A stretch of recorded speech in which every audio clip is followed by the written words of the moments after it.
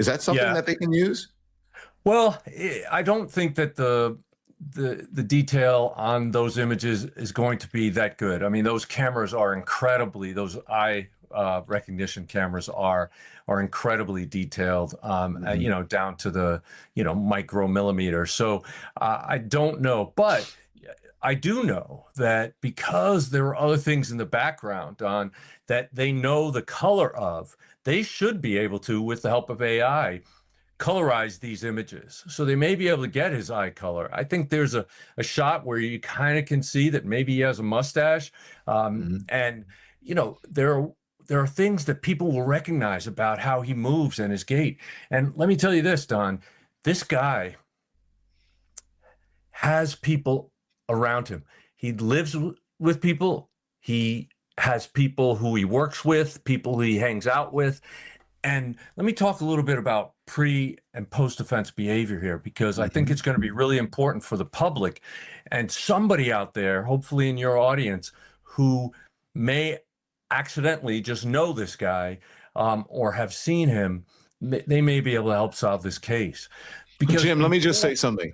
I want sure. everybody in the audience to really listen. And if you know anyone who's interested in this case, tell them to join us right now, because I've worked with Jim. Jim, what have I known you for 20 years now, or maybe Oh, more? at least I think more. Well, Yeah. geez, it was Yeah. 2000, 2001 when we worked on the DC sniper case, and that Oh, was a that long was a time long into time our ago. Yeah. friendship. And then, so Yeah. as I've been telling you guys, that I used to do these things called Most Wanted in whatever city that I went to. And so it was Birmingham's Most Wanted, St. Louis's Most Wanted, Philadelphia's Most Wanted, New York's Most Wanted. Wherever I was, I did those things, and got to know lots of FBI agents, supervisory agents, and men and women who work for federal law enforcement.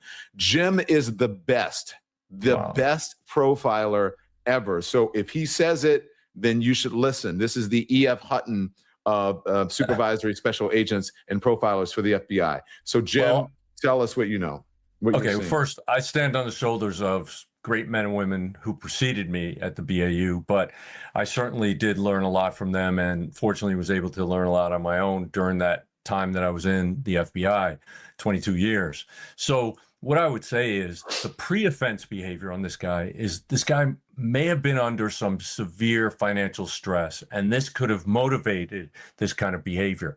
And if so, he would have been talking about that, but then things would have changed in the leading months and weeks up to this abduction, because he made a decision to do this, and he may have made statements like, all my financial worries are going to be over soon. My ship is coming in. Things are going to be great.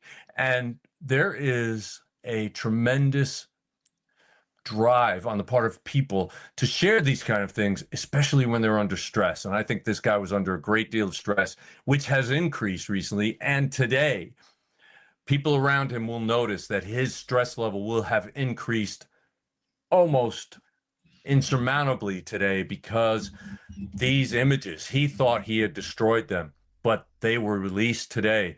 And that changed everything for him, because he's going to be identified from this.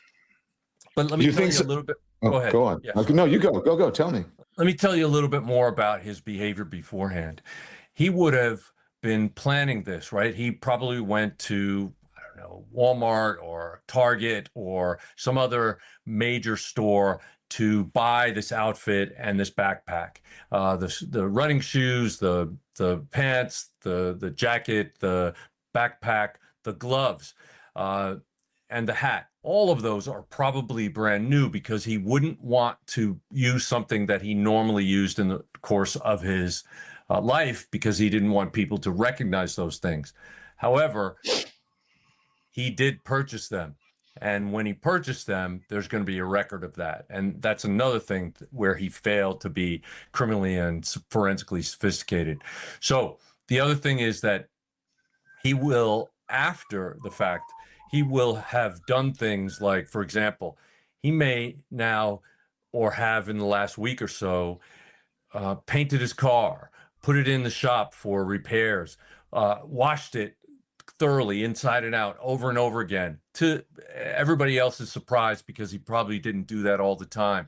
And then he would have covered it up or put it in a garage or moved it somewhere and borrowed somebody else's car for an excuse. He may have left town for an excuse, an emergency at the last minute. He may have come up with an excuse to not be at work or to not be around his friends or not hang out the way he normally did. And he may have excused himself from family obligations as well. So the people around him will have recognized these behaviors. And believe me, they will have changed dramatically. His stress level would have gone through the roof the minute those images were released by the FBI on X. Wow. So, Jim, you said the profile, the kind of person is someone who is under financial distress, right? Probably, yeah. Many times in these situations, I'm not saying it is here, but there's been talk around it. Many times in these situations, especially like a domestic something, it can be a family member. You know what I'm saying? Well, yeah, it can be family members. It can also be, Don, I think this is really important. The fact that she was removed from the location generally tells us that the person who did this has a known connection to her, the location, or both.